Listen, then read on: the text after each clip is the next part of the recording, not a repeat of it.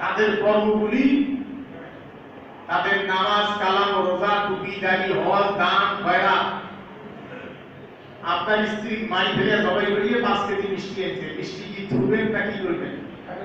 একটু করে ধরিয়ে ব্যাগ ধরিয়ে ব্যাগ লাথি দিয়ে যান মিষ্টি ধরিয়েছিস মরে স্ত্রী মারিয়ে মরে সব মারিয়ে আল্লাহ কিয়ামতের দিন ওদের নেকি দিয়ে যে ওদেরকে ধরিয়েছিস এককে ধরিয়ে যান। আল্লাহ জিনে কাফার ওয়াসাদু আন সাবিলিল্লাহ আল্লাহ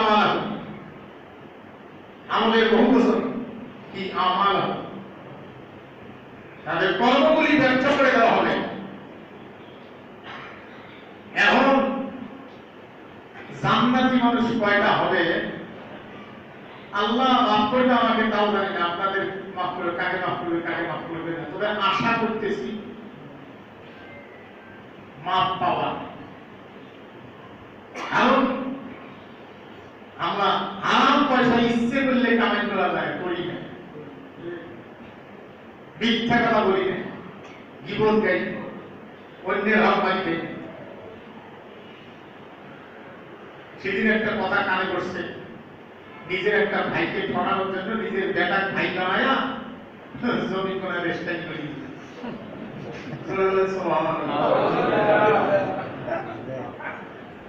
এটা কোন মানুষ করতে পারে? এরকম মুসলমান লাইফের নামাজও পড়ে। কথাটা যদি সঠিক হয়, আমি যাচাই করতে পারিনি, শুনছি, কিন্তু কথাটা যদি সঠিক হয় তুমি নামাজ পড়ার দরকার আছে। যেটা সামনে কাটি ফেলাছিস ওকে যা লাগে আনা দরকার নেই। যদি নিজের চামড়া না থাকে তা গরুর আগে চামড়া ওই গরুর কাছে চামড়া না কাটিয়ে লাগে নিয়ে এসে দরকার যে মেডিকেল করি ওটা লাগে দাও আর নিজেকে মানুষ নাও।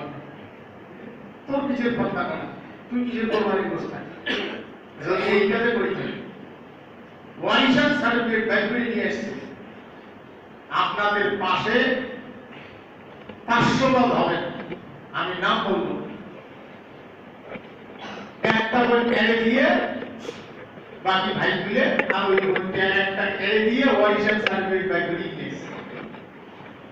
এই মসজিদ থেকে 500 পদ হবে। ওরা শুনলে আমার বিরুদ্ধে কম খেপা খেতে যে টাঙ্গাইল মসজিদ থেকে ডাঙ্গে সালাম দাঁড়াও। হ্যাঁ, তুই কোলাঙ্কেলের কাজটা করলো, নিজের বোনকে এড়াই দিয়ে একবার এড়াই দিয়ে ওয়াইশান সার্টিফিকেট লাইব্রেরি নিয়ে আসিয়ে জমিনের ভাগ করি খালু। আর তুই মুসলমান, তুই জানাজা দিয়ে জানাজা করা বাদ দিয়ে লাশের উপরে নাড়ি দিয়ে কষা ভাগ শুরু করা দরকার। তোর কিসের জানাজা? সেটার জন্য খালি চিউড়ি কষা হয়েছে, জানাজা লাগবে না, এমনি বাড়ি দেবো। কি পদের পদ! আল্লাহ বলছেন এদের অন্তরে রোগ আছে, রোগ না হলে কাজ করতে পারে। তাহলে একবারে জাহান্নামে যাবে, আর কোনদিন ফিরবে না। আর ঈমান যাদের আছে, কোরআনের পক্ষে যারা আছে, শিরক করেনি, পাপী দিয়ে বেশি গুনাহ হতে পারে, করতে পারে। মানুষ তো আমার লোক মানেনি কই ফেলেছে, করতে হক খায় নাই, এটা নয়। মানে অকাম কুকাম কিছু আছে না, আল্লাহ মাফ করুন তাই বলে জেনা করলে মাফ করে দিবে, এই আশা একটু করেন না, তবে নিরাশ হওয়া যাবে না। বুঝছে না, পায়ে গেছি জীবনে মানুষ এগিয়ে ঘোরাও মাফ হতে পারে না। একজন মানুষকে আল্লাহ খুঁজতে খুঁজতে খুঁজতে খুঁজতে গিয়ে দেখবে যে ঈমানের মধ্যে শিরক ছিল না, এটা মাইনকে বিশ্বাস করে না, কিন্তু মানুষ তো দুর্বলতার মধ্যে নেই। আল্লাহ এই লোককে মাফ করে দিবে, এই লোক মাফ পাবে। মানুষের অন্যের হক খায় না, পাপ দিয়ে কিছু করা হচ্ছে, বুঝছেন? কিন্তু মানব রসিকাইদের পানি করিয়ে আশা করেন না বলে ওইগুলা জান্নাত পাবে, কারণ তাই তো আল্লাহর বিরোধী। সেই জন্য অন্তর, এদের অন্তরে রোগ আছে, এরা হারাম খাওয়ার কারণে, মানুষের উপরে চাঁদাবাজি করার কারণে আল্লাহ তাদের রোগ আরো বাড়ায় দিছে।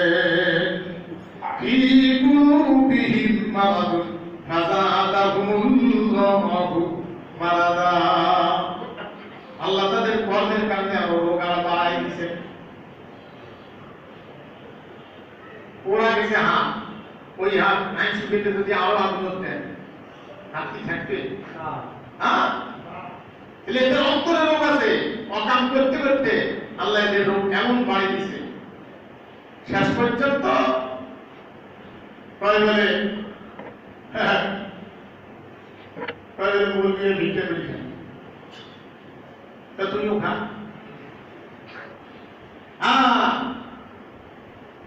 এখন থেকে বাংলাদেশে আইন হওয়া দরকার, যে বাড়ির লোক মারা যাবে সেই বাড়ির লোকে দানা করবে, অন্য লোক থাকবে। তা না হলে নেতাই কইছে অমুক দল যারা করে তার আজানও দেওয়া যাবে না, নামাজও দেওয়া যাবে না।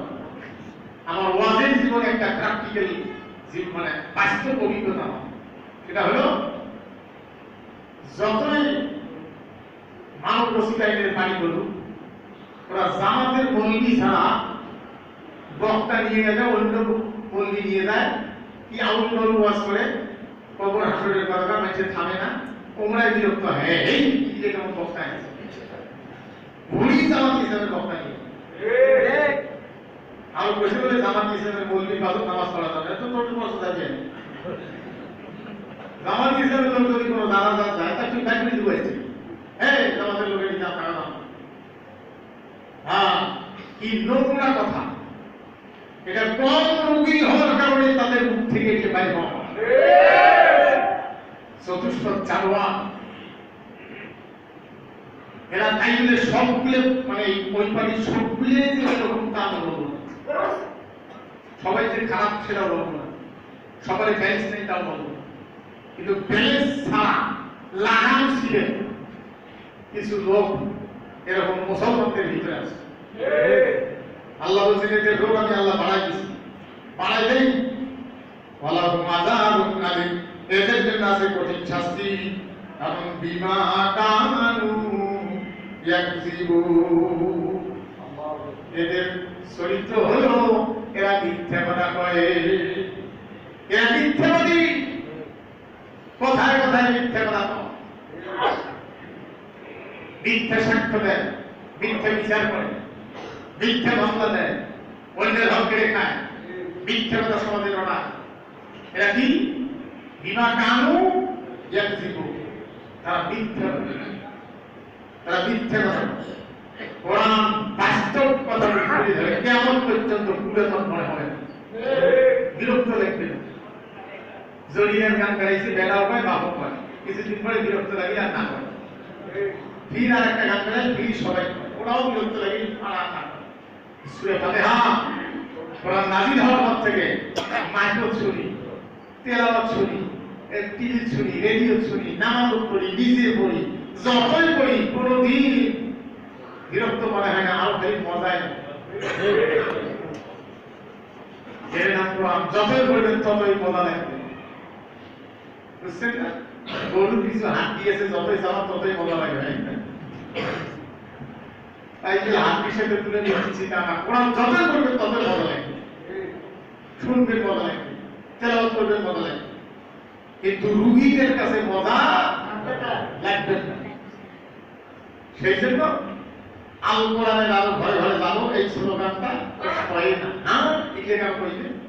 তুই তো মুসলমান, হ্যাঁ, তুই এই কথা মানুষের সামনে করিস, মুসলমান কিয়ামতের দিন একটা নেতা শুনতে খাড়া করিয়ে এই কোরআন যদি সঠিক হয়, তাহলে তোদের ওই পদে পিটাইতে পিটাইতে ফেরেশতারা শিকল দিয়ে বাঁধ দিয়ে ডাঙাইতে ডাঙাইতে জাহান্নামে নিয়ে যাবে। পাইলেন কই? কোন পারা? 24 পারা, 24 নম্বর পারা, সূরা জুমার তারিখে আছে কি? হ্যাঁ, আল্লাহ রাব্বুল আলামিন পড়ে জানাই দিয়েছেন, ওয়াইজা বিলা লাহুম লা তুফসিদু ফিল আরদ ক্বালু ইন্নামা নাহনু মুসলিহুন। এটা সূরা বাকারা আয়াত নম্বর 1। তাদেরকে যখন বলা হয় পৃথিবীতে অশান্তি সৃষ্টি করিও না, হারাম খাইও না, মানুষের জিম্মি করি টাকা নিও না,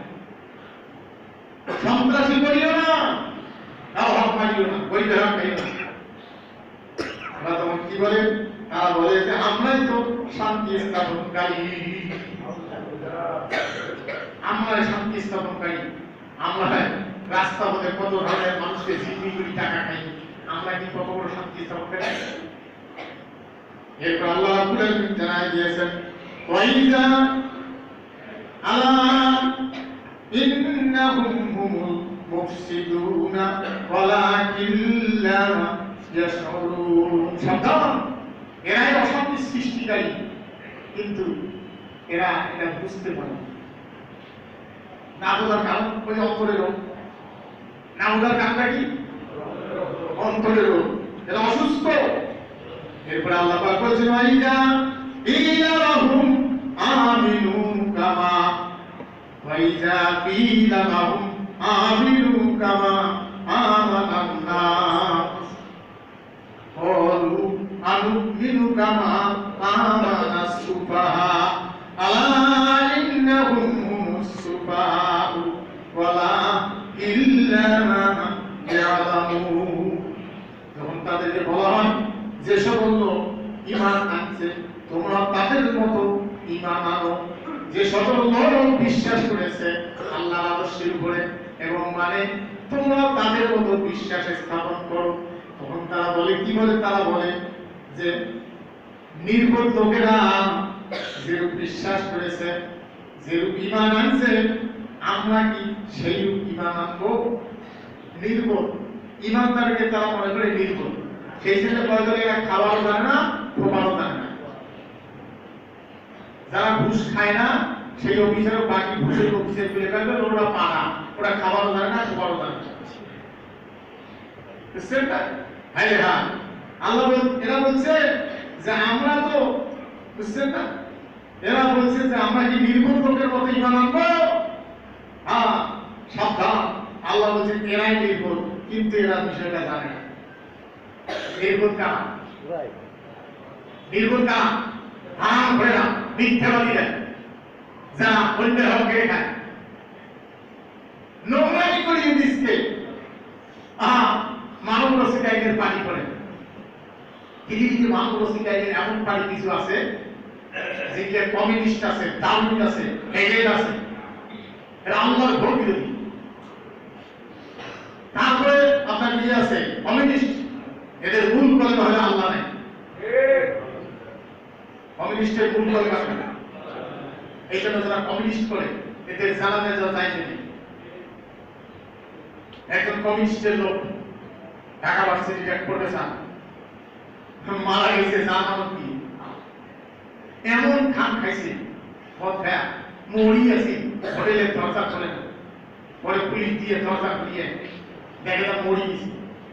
ভাগ্য হলো বাংলাদেশে যদি মরি হয়, ওরা লাশক মিশেও কাটিয়ে ভারত করে মিছিল করে যায় যে এরা এই মলবিয়ে পাইছে। নাম ছিলেন কাই, জোর বলুন, কোন কলেজের প্রফেসর ছিল?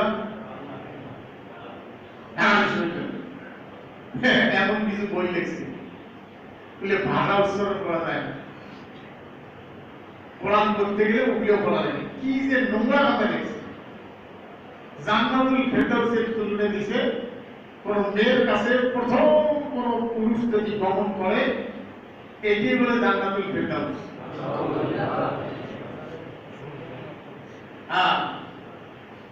আরো একটা নোংরা কথা চলে বুকুর তোলা যায়। তা সেই লোকে জানাজার সময় টাকা দিবে বলে নামাজ পড়বার এখানে আজকে জানাজার টাকা দিবে, কিন্তু মুয়াজ্জিন আসলে তো চলে না, আজান দিবে। ভার্সিটির মুয়াজ্জিন হইলে আজান দিতে ইমাম নাই, তোমার লোক টাকা দিয়ে গেছে জানাজা করতে হবে।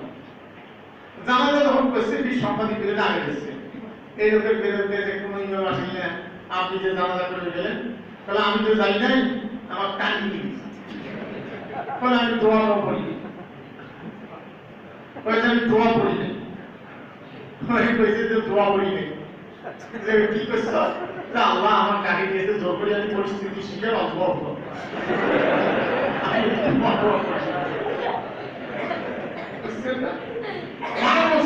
পানি তারা করে এদের জন্য দোয়া করা দরকার জানা যায়।